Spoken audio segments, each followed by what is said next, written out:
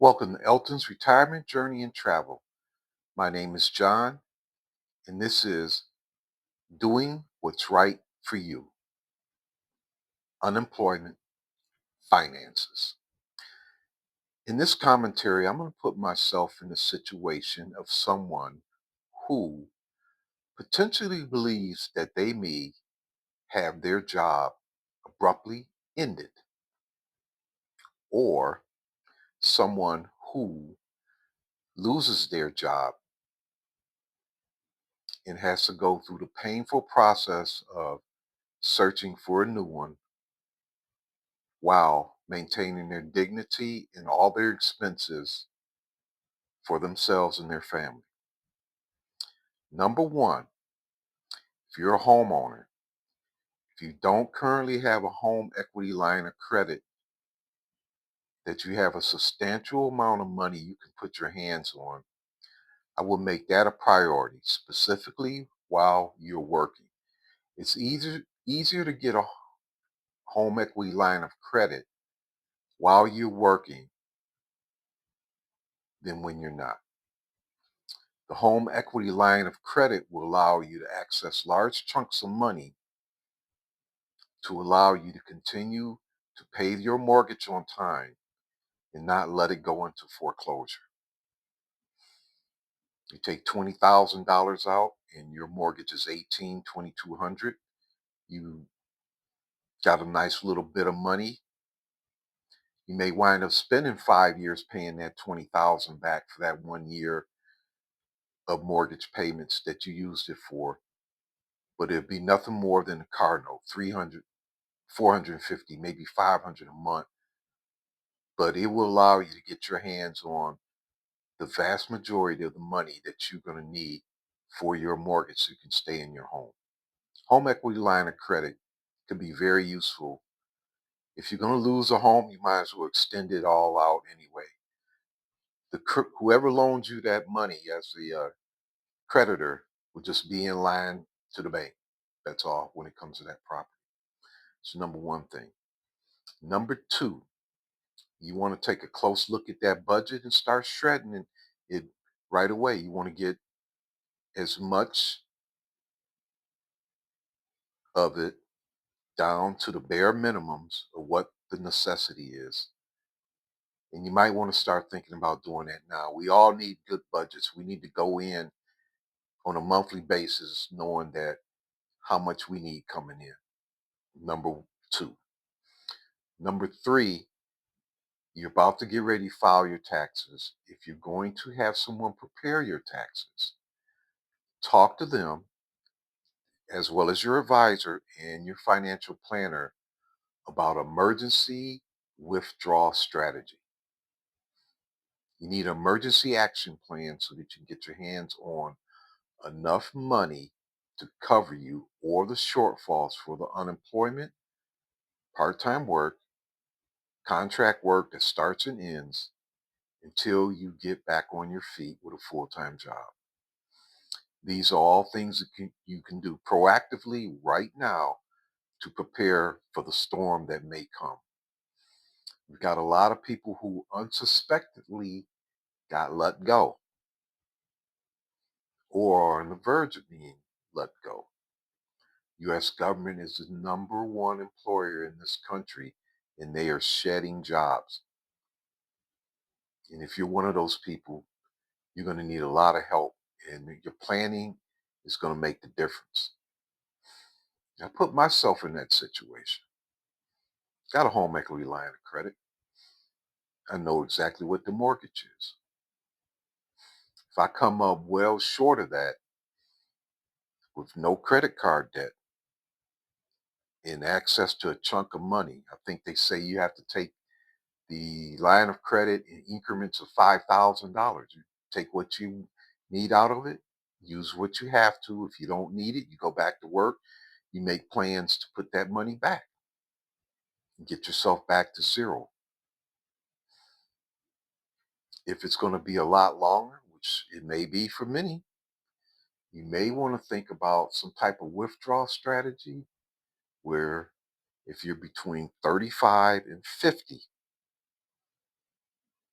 You're going to probably have to pay the penalties. Or if you got the 401k, maybe you can get a hardship withdrawal. But the IRAs, you're going to have to pay that 10% penalty.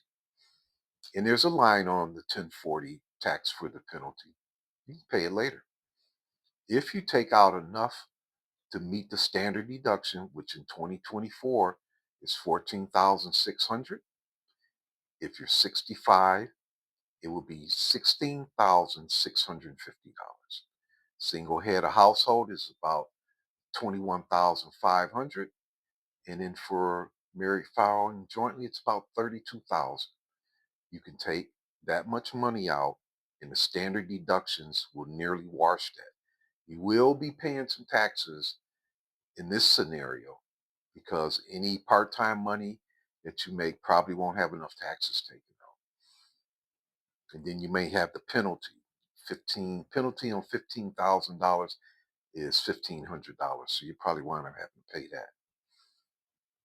And any other contract work that you have, you may decide, I want to go tax exempt because I'm trying to hold on. You can always do installments with the IRS or add extra money to it.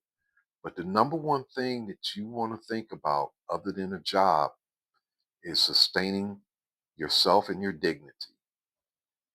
And that's what I want to come on with this, doing what's right for you. Unemployment finances. You're gonna need to get your hands on some money. And it may be best to think about raiding the retirement accounts.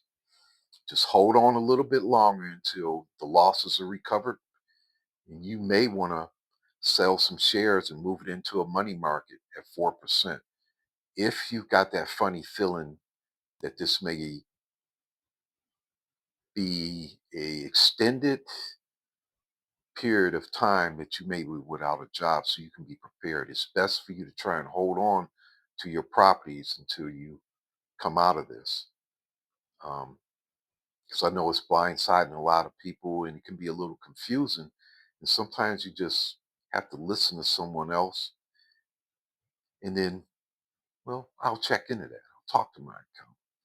You go see your CPA, say, hey, can we run a scenario of me withdrawing money as if I don't have a job for the remainder of this year? Here's my check stub. This is what's been taken out right now. And look at, well, I was thinking about, I want to take enough out to meet the standard deductions. Can you run a scenario for me and let me know how much? Well, and they may come back and say, well, if your standard deduction is 16,000 and you've got your children, so you're going to get credit on that. I think you could take out this much and it won't hurt you too much. Because right now we're all under the impression that any bit of money we take out, we got to pay taxes on, but it's not true. Now, if you do this enough to cover the standard deduction and you don't have no other income, you'd be surprised how much you really have to pay. You're not going to be paying in the thousands, it could be in the hundreds at 10%. So this is John Elton's retirement journey, and this is entitled Doing What's Right for You, Unemployment Finance, Home Equity Line of Credit, 401k, hardship withdrawals, IRA withdrawals, 10% penalty. Those who are 55, you're okay. You got the 401k. You're 59 and a half. You don't have to worry about the 10% penalty. If you were able, through your time of work, to do what's called an in-service transfer, sell some of those shares, get them out of the 401k into an IRA, and let the rest of it sit there, you should have another chest of money or another bucket you can draw. But these are all ideas that you can think of now, as well as when you meet with the professionals that you do work with, your financial planner, your advisor, your accountant, the elders in your family may even be able to co-sign on that. But do your own work. Take a look at the standard deductions. Study the 1040A or the 1040 EZ form or the 1040A SR for senior retirees. throw some numbers in there and get the booklet out and see how your taxes come out, how much you owe. There's nothing wrong with owing a little bit when you're saving so much. Okay. This is John with what's right for you, and I am out.